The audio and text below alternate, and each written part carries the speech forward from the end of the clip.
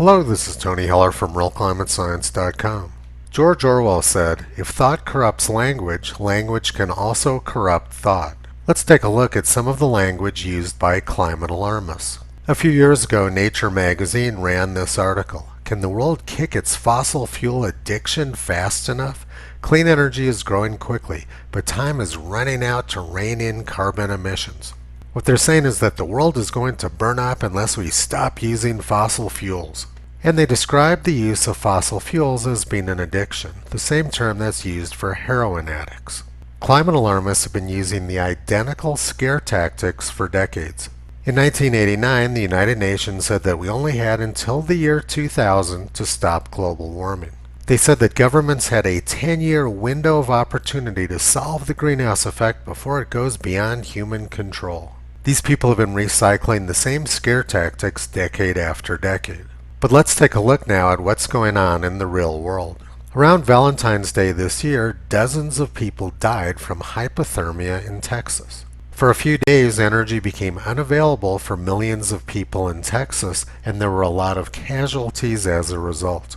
The reality is that the vast majority of people on Earth are dependent for their survival on a steady supply of reliable, low-cost energy. People used to stay warm by burning wood, but that's not an option anymore for most people. During extremely cold weather, like that which occurred in much of the United States during February, people don't live very long if they can't stay warm. Nature magazine described this need for energy as an addiction. It's the same sort of addiction which we have to food. People can't survive without food either. But to describe an essential need as an addiction is a corruption of language. Nature magazine would argue that people could get their energy to stay alive from wind and solar power. Let's take a look now and see if that claim is accurate. On February 12th of this year, USA Today was bragging that up to 2/3 of Texas energy output in 2020 came from wind power. And Powering Texas wrote on their website, "Texas is the #1 energy consumer in the country. Our economy and continued growth are dependent on reliable power, and how we meet this massive demand has tremendous implications. Renewable energy is helping Texas meet this growing demand for energy while also providing jobs, bolstering rural economies, and supporting communities all across the state." The argument that USA Today is trying to make is that we don't need fossil fuels because we can meet our energy needs from wind and solar. But 2 days later, Texas was having extreme cold. The wind wasn't blowing, the wind turbines froze up, and solar panels were covered with ice. People were freezing to death in Texas because the state government had been irresponsible in how they developed the energy supply. 10 days after the USA Today editorial bragging about wind power, they ran a very different type of editorial. They said, "It's not just a cold front. Over a decade of misguided green energy policies are wreaking havoc in Texas and the lower Midwest right now, despite nonstop claims to the contrary." The Texas government was focused on developing wind power and let their fossil fuel distribution systems languish. Wind and solar became almost useless in Texas, and the state wasn't able to get enough natural gas and electricity to its customers, so people were freezing to death. The shortage of electricity in Texas around Valentine's Day caused electricity prices to skyrocket, and the cost of recharging a Tesla once shot up to $900. Many people kept their families alive by sitting in their fossil fuel-powered cars with the heater turned on. Keeping yourself and your family alive is not an addiction. It's a basic human need. Texas has had very bad freezes in the past, like in the year 1989. But people weren't freezing to death because the Texas government was more responsible at that time and had taken care of their fossil fuel distribution infrastructure.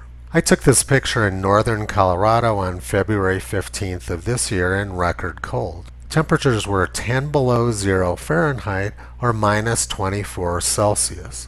It was the coldest day on record that late in winter. People weren't burning up like climate alarmists predicted. This is the Rawhide coal-fired power plant in northern Colorado, which powers most of the northern part of the state. You can see by looking at the steam moving straight up, there wasn't any wind that day. There's a huge wind farm in Wyoming on this ridge above the power plant.